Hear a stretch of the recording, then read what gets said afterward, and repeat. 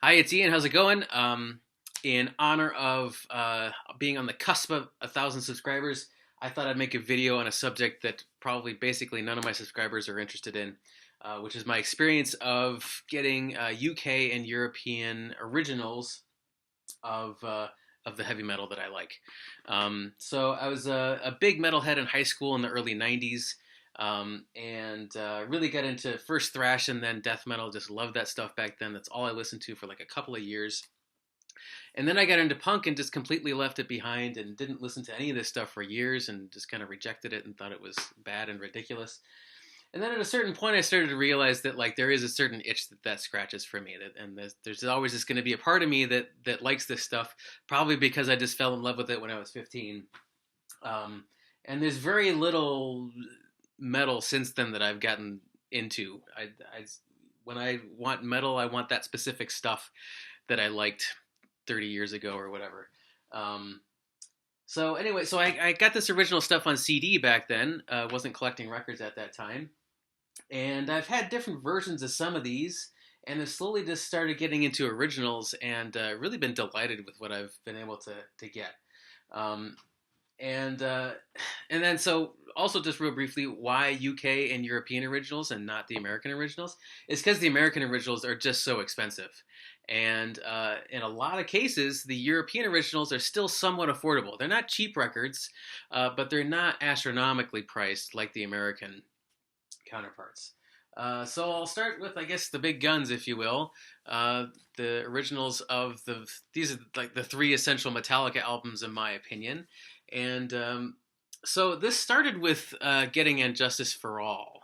Did it start with that? May or may not have started with that. I got Puppets first, but I got really curious. But I had the U.S. original of this in my old record collection 20 some years ago, and I just remember noticing that on the title track, you could hear the bass guitar sometimes, which anyone who's familiar with this album knows that in general, you can't hear the bass on this.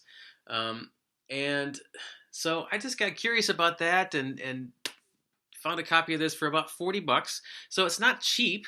But again, US originals are just way more. Turns out this is the US mastering.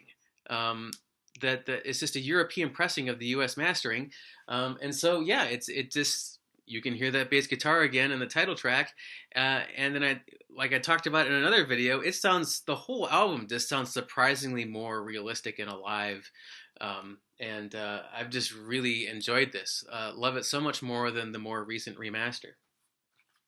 Um, so a fair amount of bang for the buck there. I'd say the most bang for the buck in the three of these is Master of Puppets.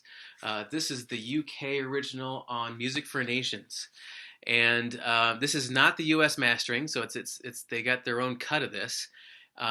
So you know how does this sound compared to the US original? I have no idea. I bet I will never hear the U.S. original. This is the best I'll probably ever be able to afford. But this sounds absolutely wonderful, and it's that kind of experience where like I feel like I'm actually even just hearing it for the first time. If you're truly hearing this album for the first time, because I'd only ever heard it on CD, and then the more recent vinyl remaster, and you know like what can I say about this? It's not like this is the highest fidelity record ever recorded, but it just sounds more realistic and lifelike on this. It just sounds more like the real deal. So really, really happy with this one. Surprisingly, I imagined this would be the most bang for the buck. I imagined this would be the biggest jump in sound quality. It's not. It's not that it sounds bad. It's that the more recent remaster is really good. It's almost indistinguishable from this. I still got high res rips of those. Like I sold those more recent remasters, but I still have high res rips of all of them, and so I can A/B those rips, and you really hard pressed to tell a difference when it comes to Ride the Lightning. So you're probably doing all right if you got the more recent remaster of this. But with Master of Puppets and Justice for All, the originals, the European UK originals are much better. This one was a German. These other two were UK. And these were all, again, fairly affordable. These are all in like the $40 range, $40 to $45 range. And that was like including shipping and everything. So, you know, they're attainable. Um, Moving on to Megadeth, Rest in Peace. This was another big bang for the buck item. This was around $50 as I recall. Again, look up the prices of U.S. originals, triple digits, like unaffordable. This as a $50 record, expensive. I grant you that. It's not cheap. Records aren't cheap anymore, but attainable in my case. And huge. Like this sounds like it's never sounded before.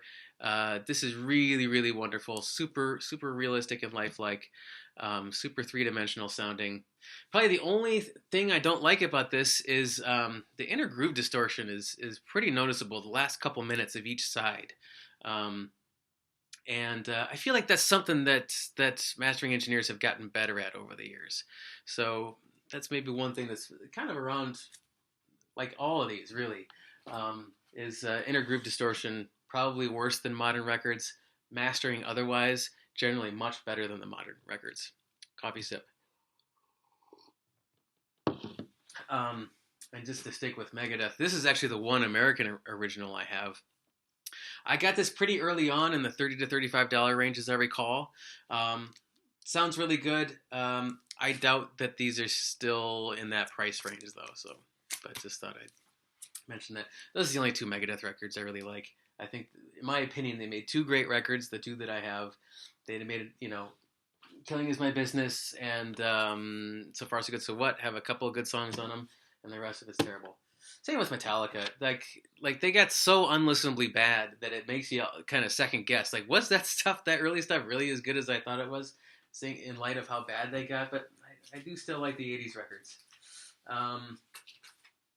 Anthrax was kind of my gateway into heavy metal. Attack of the Killer Bees was the first thing I ever got because of that Public Enemy cover. And this was really cheap. This is like $25-$30 or something like that. Persistence of Time, I've talked about this briefly in another video. This is a DMM. I can't remember if this is an American cut or not. But anyway, I really love the original. It's a fairly long record. This is a European cut, it looks like to me. And it's a really long record, but because it's DMM, they can squeeze it all on there. I think that doesn't seem to be widely known, that DMM allows you to get more music onto one side because of the materials of the medium that they're cutting into allows for tighter groove spacing without sacrificing on sound quality. And I did have that Wax Cathedral reissue, which was mastered at MoFi and did sound really impressive. But I like this even more, actually. It just has, the Wax Cathedral one suffers from the same thing a lot of the MoFis suffer from, which is just like EQing that just doesn't really match the music, in my opinion. It just doesn't really make a lot of sense. It sounds like they're just trying to impress people with the bass and the treble. This is a lot more balanced, and I like this more personally. Among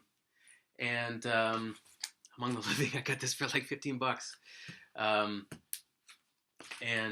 This is a EP that isn't very good. And State of Euphoria is my least favorite of the early Anthrax, but it does have a couple of great songs on it. Be All End All, Out of Sight, Out of Mind. Now It's Dark. The rest of it's not that exciting to me. But again, these are all affordable and all sound great. Affordable compared to the American originals. Slayer. These are more wonderful sounding European originals. These are probably all German, I believe.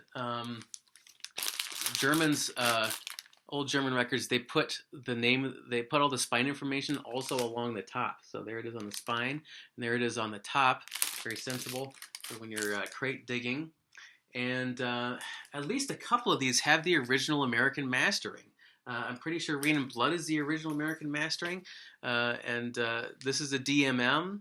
I can't remember about South in Heaven, but I don't really feel like cracking it open here. But like these are all great, and they were all much more affordable.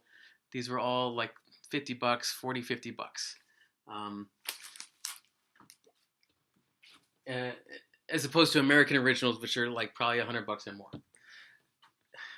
Exodus's first album. This is on Music for Nations. So the UK original. just sounds fantastic. You know, just another one's worst cover ever, right? This is so freaking cheesy, and there's a lot that's cheesy about this this music, quite frankly.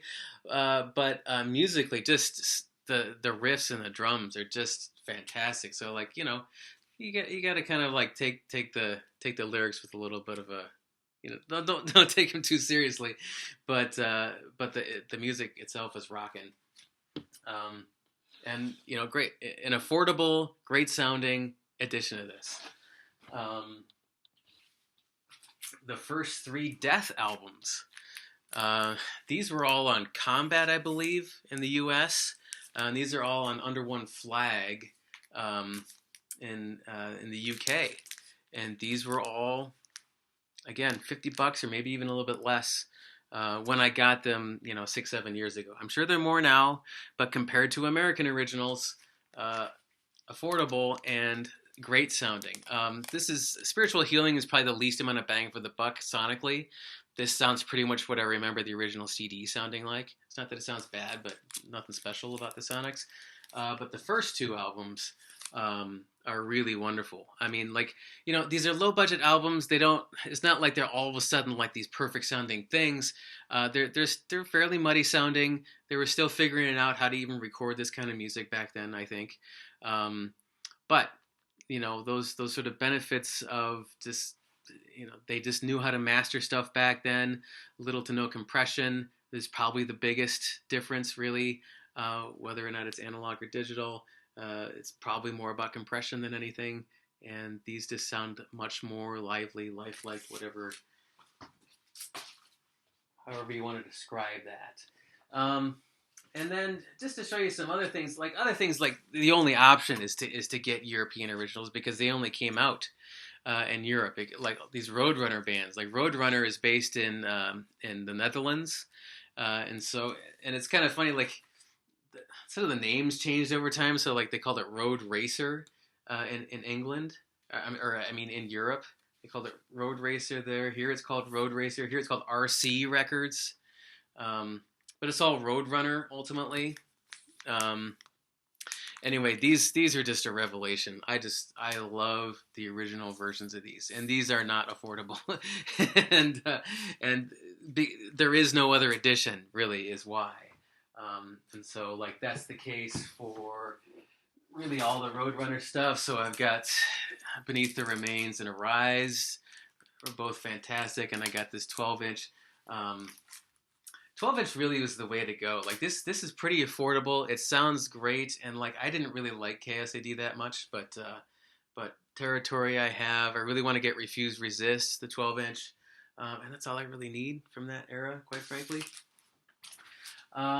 Moving on to Earache. That's another it's another label that like they were only putting out, their domestic UK editions, so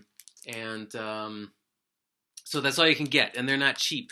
But I gotta say, with the originals I have, I'm pretty happy with them. It's making me want to seek them out more, but they're expensive, so. We'll see how many I'm actually able to afford. Confessor's Condemned. I'm so glad I got this. Really, really wonderful. Such a unique, interesting album, and it sounds fantastic like this. This is my gateway into Carcass, the Tools of the Trade EP that I had on CD originally. But hearing it as a 12-inch 45, it's just that much better. And then talked about this in another video, the original of Utopia Banished. Sounds a lot better than the recent reissues, even though it's again still the original recording. It's muddy no matter how you present it, but it just sounds more lifelike and realistic and three-dimensional in that original cut. Just thought I'd show this one off again because it's hard to get. This original of Shades of God just sounds great. So anyway, what I'm getting at is that. There's a lot of cases where the American originals they're just unattainable price-wise. But the UK/European versions can be really great sounding and much, much more affordable and thus actually attainable as opposed to the American ones where you just like, I'll never hear them anyway. So I just thought I'd share what I share what I've learned and what I've experienced with that, and I guess kind of humble brag about some of the stuff I was able to get over the years. Okay, thanks a lot. So long.